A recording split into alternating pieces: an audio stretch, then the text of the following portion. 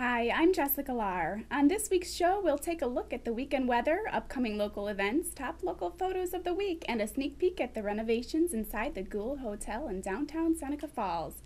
But first, the most clicked on local headlines of the week at FingerLakes1.com.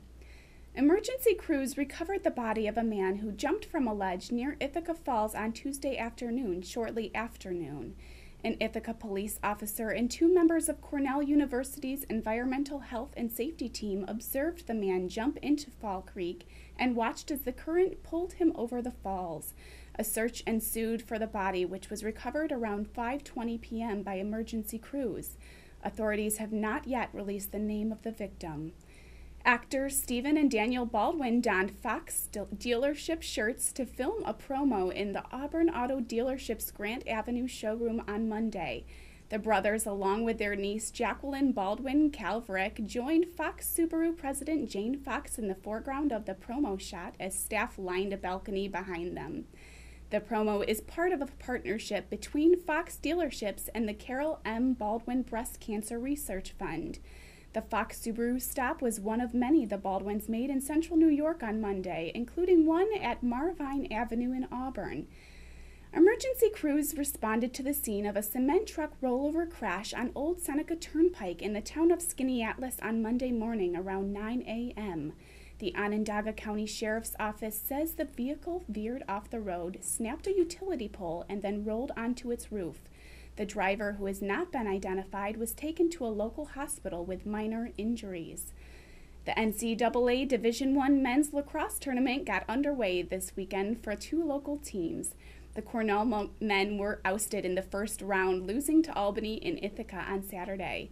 Meanwhile, the Syracuse Orange advanced to the quarterfinals after easily defeating Marist and will face arch rival Johns Hopkins at noon on Saturday in Annapolis, Maryland, with the winner heading to the Final Four in Philadelphia on Memorial Day weekend.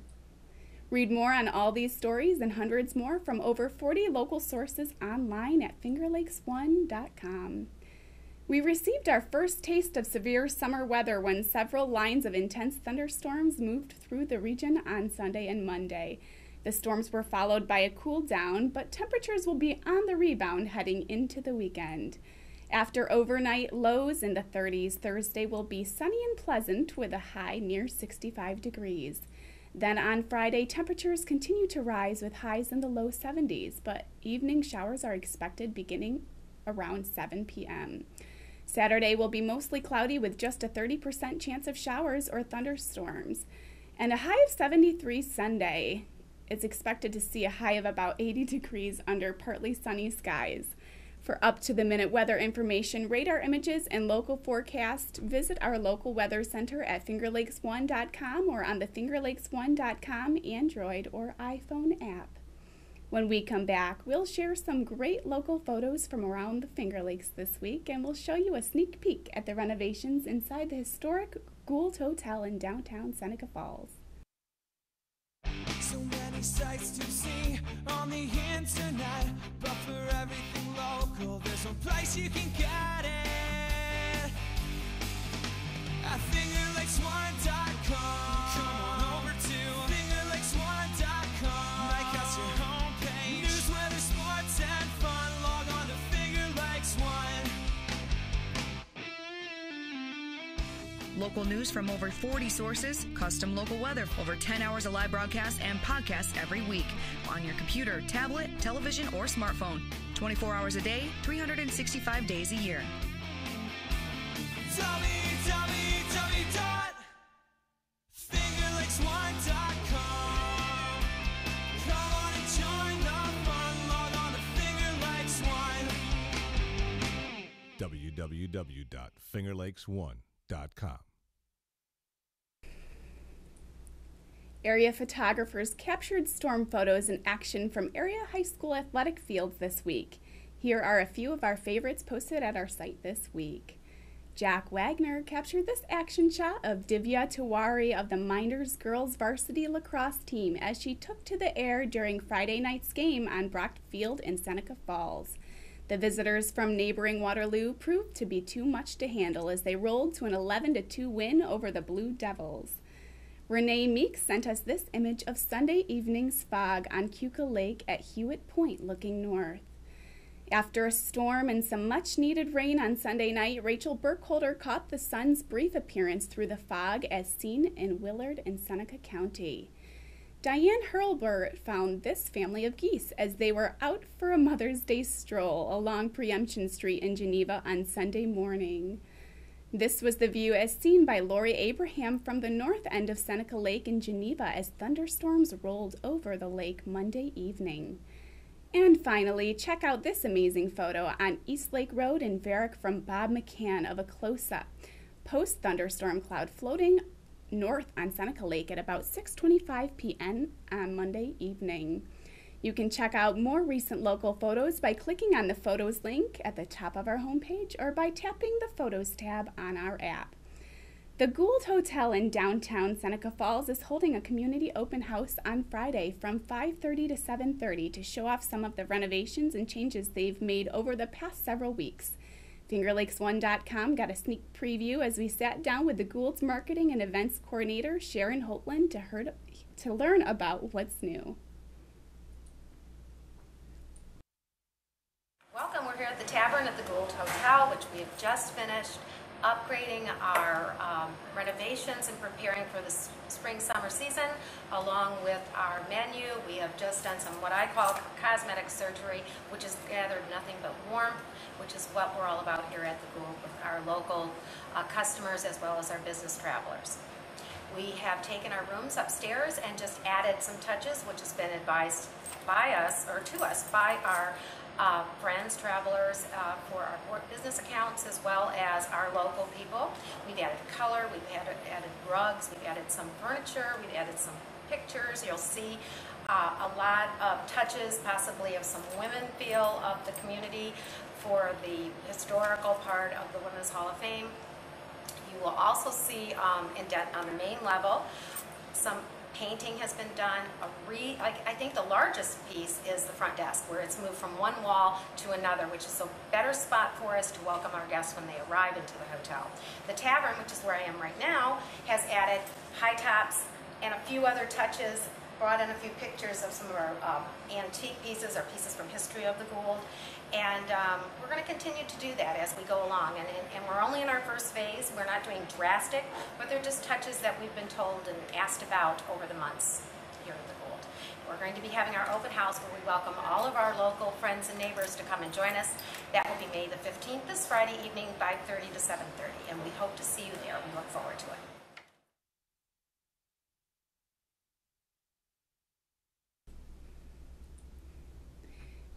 Pitch Perfect 2 debuts this week as Avengers Age of Ultron enters its second week in theaters, along with Hot Pursuit, Paul Blart Mall Cop 2, and the new Mad Max movie.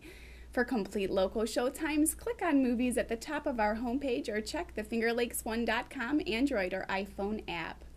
Here's a quick rundown of what's happening around the Finger Lakes this weekend. The lilacs are in full bloom in Highland Park as the Lilac Festival continues in Rochester. On Friday, the Port Byron First Methodist Church is holding an Italian feast at 5. Rose Hill Mansion is offering special evening tours in Geneva. Cortland County's Historical Society is opening a new exhibit entitled Lincoln, the Constitution and the Civil War. And Peebles is holding their third annual fashion show at the Wayne County Nursing Home in Lyons. On Friday and Saturday, there will be an art walk in downtown Seneca Falls. On Saturday, the First Presbyterian Church of Waterloo is holding a ziti dinner, and the Burdett Presbyterian Church is serving up a pulled pork dinner. Bloomfield Rotarians are hosting a tasting extravaganza and farm market on Church Street starting at 4:30. On Sunday, there will be an 85-mile poker run beginning in Macedon at 11 to benefit the Sampson Veteran Cemetery, and the Shortsville Railroad Station Museum is holding an open house from 1 to 3. Check out more details on these events and many more by visiting our community calendar. If you missed it on FingerLakes1.tv this week, Generations Bank President and CEO Menzo Case was a guest on the Weber This Week show and talked about the difference between community banks and the gigantic financial institutions that caused the financial collapse of 2008. Menzo, 2008 was a year that you, of course, being in the banking industry, certainly remember quite vivid. Many people remember it. We had major collapses in the banking industry. We had problems on Wall Street. We had all kinds of issues. It was really a travesty that what took place. As the president and CEO of a very good-sized bank, your opinion, do you think that the Fed and the Congress and all the people involved in the banking industry that oversee you and others, do you think they've put enough best practices in place that will never happen again in our lifetimes? Are you confident, or that's not going to? No, it's not confident. Okay. I don't think so. Okay. Some of these institutions are just unwieldy. No one knows what's going on in these organizations. Okay. However, what we learned some lessons, but it's not the community banks, the small banks that really had to change anything. Okay. The bad thing about this is the regulations that are being made are being applied to us on the same footing as a $1 trillion bank. Okay. I suppose you can imagine how expensive that is. Oh, I can imagine, right. In August, there's a brand new disclosure that was put together by the CFPB, and it's not changing a thing. These organizations are uncontrolled, and it's unfortunate. They're in businesses that they ought not to be in. I don't think that there's a need for these large banks to be involved in mortgages at all. Community banks, and I'm talking well under $10 billion, wow, well under $5 billion. We can handle mortgages. Right. The worst thing that can happen is that the residential mortgage market will be taken over by the government, which I believe is the trend, as they did with student loans. And now you know where the next bubble is. Right. Student loans. Why? Because our government's involved. And the government pans it off to these large banks. And these large banks they don't care. They just don't care. There's great people that work at large institutions, and it's not them. Right. It's these individuals that are well above all of our pay grades, and they're just getting into things that don't make sense. I'm very scared for our country because where are we going to go? Right. Interest rates are still at near zero. The Fed said in June they're going to raise rates some time ago. Just this past meeting, they came out and they said, we can't raise rates. Now we're going to push it off. The truth is they can't raise rates. How can they control inflation? That's one of the primary means by which inflation is controlled. So what are they going to do about this situation? And I don't understand it. This money that's being printed is insane.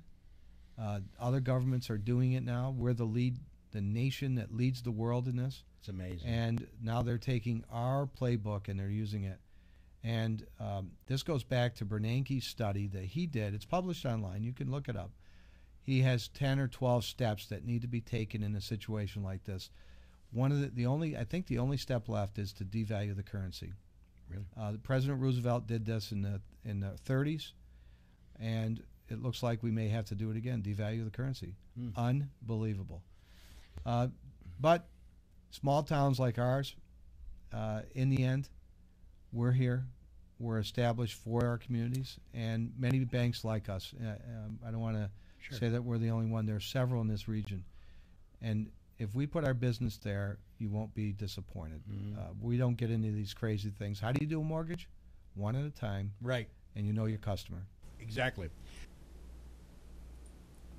Ann and Pat Sandroni were guests on Healthy Cooking with Your Friendly Italians on Tuesday, and the owners of the Downtown Deli and Nani's Italian Imports in Seneca Falls talk about a unique seasoning mix they offer in some Italian breakfast traditions.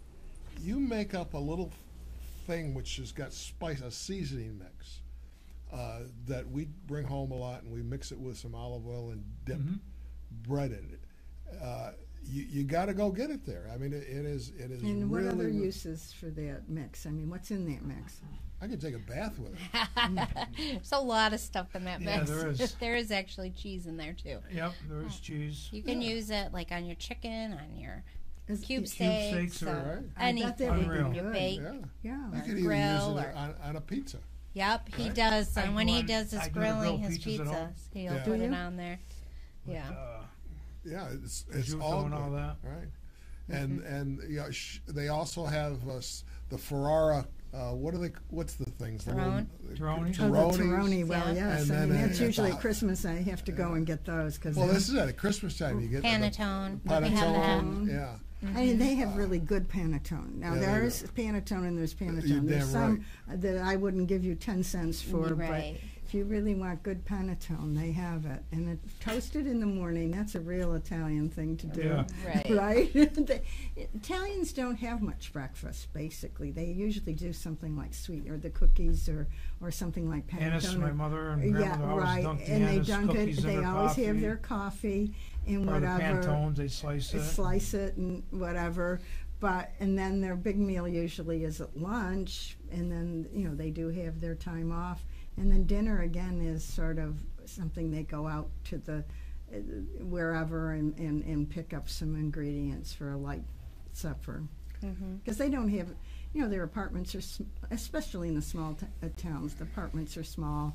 They don't have a lot of refrigeration or anything, so they go to the stores and get these things. And my father, for breakfast, I don't know if you've heard of this before, he'd have a glass of wine for breakfast, and then he'd take a raw egg and he'd crack the raw egg and put it into the wine. He says, that's what keeps me going every day at the have of that. Well, my aunt, who died at 99, used to have a raw egg in her coffee.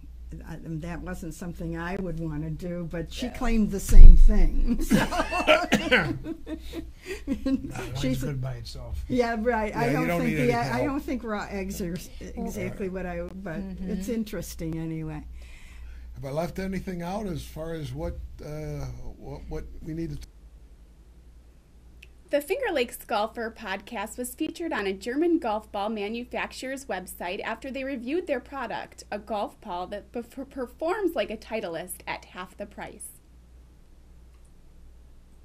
They had all of that. They were very nice to use. Well, a couple quick stories. Actually, while we're here at the website, I'm going to click on press. And the fine folks at Vice Golf featured our podcast right here below Golf Digest and golf.com, Sports Illustrated. There it is. And they took quotes from our episode. Like, the durability was right there. That's my favorite one. That must have been you, Bob. I think you said the durability is right there. Perhaps. You can cut out the middleman and just pay a small amount of shipping. It's weird to get quoted. Yeah. And there's a little write-up about us. And, yeah. So, pretty cool. Thanks a lot to the folks over at Vice Golf in Germany. Doug Brown was on the podcast just last week when we talked about it. And when I got the shipment, I gave him a sleeve because he was on the show. I said, here you go. And, even myself, when you gave me a sleeve, I was excited to play my round of golf. I was going to play with my Titleist, So I started out with a Titleist, and then, when I wasn't having that great a day, I was like, I might as well give this Vice golf ball a shot. Next thing you know, I'm ordering them. And I don't be surprised if you see Doug with the new Vice golf balls, because he was not having the best days of his career, and he hit one in the pond on 14, and I was riding in the cart with him on Saturday morning, and he said to me, I'm going to play the Vice. So he pulled it out, dropped it into play, finished hole 14, par 5. I think he ended up making a bogey after going in the water. Then on 15, he steps up and hits one right past the pines on the right side of 15 at Seneca Falls Country Club. And Nice. you guys know that that's a pretty big drive. Yeah. Yep. And so immediately, when you hit it, you can't really tell if it got by. I said, I think you're by those.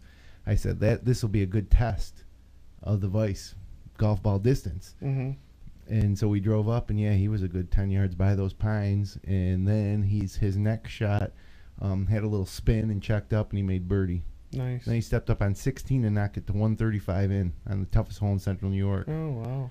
And so at that point, I was like, what do you think of the Vice? And he's like, yeah, it's every bit. Yeah. We got to think of a new quote, Bob, in case our friends in Germany come Right. up with it. Like, The new quote is Auf Wiedersehen to Pro V1s. What's that? Auf Wiedersehen, which is German for goodbye. Goodbye to Titleists. Yep. So, and I'm not saying that this is a better golf ball than a Pro V. I'm saying it's just as good at half the price. Like, no difference. No, it feels the same agree. around the greens. Us as humans, we don't like change typically. So if you're used to playing, your brand of ball, I challenge you, just give it a shot and see what you think. They're a great ball.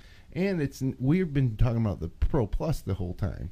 They make a level of ball to match almost anything. So if you like to play a harder cover ball, like a DT, Titleist DT, or NXT, whatever they call them now, I don't ever play them, so I don't even know what the Dennis. You know what the like? Yeah, even like a mid-level, like a Project A from TaylorMade, or E6, the E series from Bridgestone. They make and their prices are unbelievable. Yeah, even at that mid ball level, I guess you would call it. But right, I mean, we were talking. Titleist, the MSRP on the new Pro Vs is, no one sells them for this, but $63 a dozen. It says on the box. It's just incredible the amount of money that they're able to charge for them. And that's what first intrigued me was Check out all of this week's episodes at fingerlakes1.tv or on the Finger Lakes One TV tab on our app. All our audio programming is also streaming in rotation in Finger Lakes One Radio. Thanks for joining me for another edition of FLX Weekly. I'll be back next Wednesday afternoon. For FingerLakes1.com, I'm Jessica Lahr. Enjoy another great spring weekend in the Finger Lakes.